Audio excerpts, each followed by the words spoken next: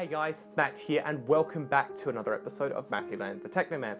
Quick disclaimer, if you do hear rain, I do apologise because it is the middle of winter right now and it is the most horrible conditions as possible. Hence why I've had to bring all the studio lighting down and adjust settings today, which I think actually kind of looks good after looking at all the reviews that I've done today. So, it's now been 3 months since I picked up my MacBook Air 11.6-inch laptop, and it has been absolutely sensational. Every single task that I've thrown at it, it can handle, including 1080p, 60 frames per second video editing, which for this little beast is absolutely insane. Recently, I took it apart using a special screwdriver kit and also managed to replace the thermal paste. I will at some point as well be going ahead to the Apple Store and also seeing if they can replace the battery for me, which will be included in this video at some point, depending on time scheduling and things like that, so it might not. But overall, this device has been absolutely brilliant. Apart from some minor scratching and apart from some minor little defects with this machine, I was able to fix these and I'm now able to use this machine fully functionally, apart from the battery.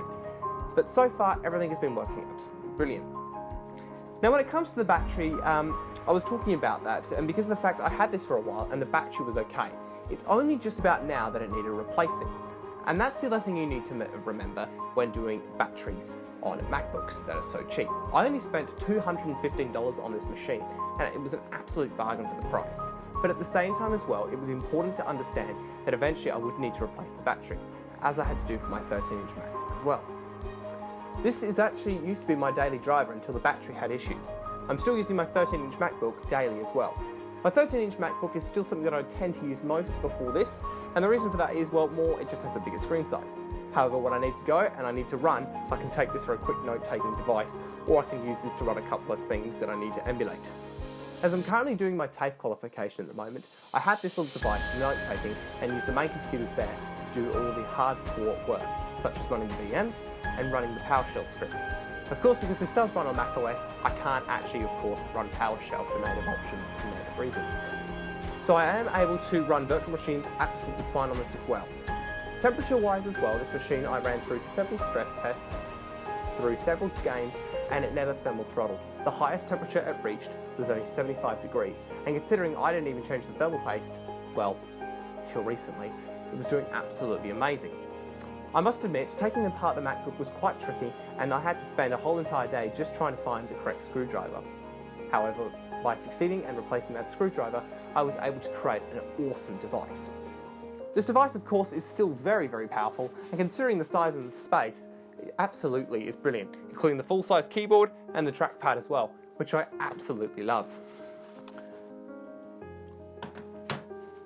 Overall, I did switch to Apple for a while, just because I wanted to change. Nothing bad, I have nothing against Microsoft at all. In fact, I still use a Surface Pro each day. Well, technically a Surface Pro, but it's actually an ASUS Transformer Pro, which is more advanced, but at the same time as well, it's very useful to use. If you're ever considering on getting a MacBook, go for the MacBook Air or the MacBook Pro. 1, because you can get them really, really cheap secondhand, but 2, not much work is required on them. You can occasionally might need to replace the battery or some RAM, but you're pretty much good. Also be aware as well that some sellers may take the hard drive out, and because Apple is Apple, it requires a special type of SSD. Older MacBooks though require a normal SSD, which is a SATA type, which can be super easy to upgrade. MacBooks are actually really helpful, and they can deliver a lot of tasks depending on what you use them for. In my case, as I'm not trying to plan to edit 8K video, I don't need something that hardcore.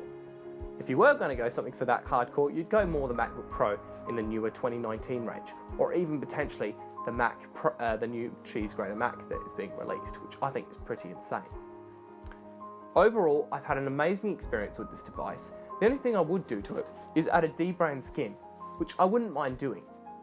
D-brand are also a very, very good skin, however they're just very expensive, and if you screw it up, you're in big trouble. I'd like your opinions on what you think about buying second-hand MacBooks. Leave them in the comment sections, and I'll catch you all in the next one. Bye for now.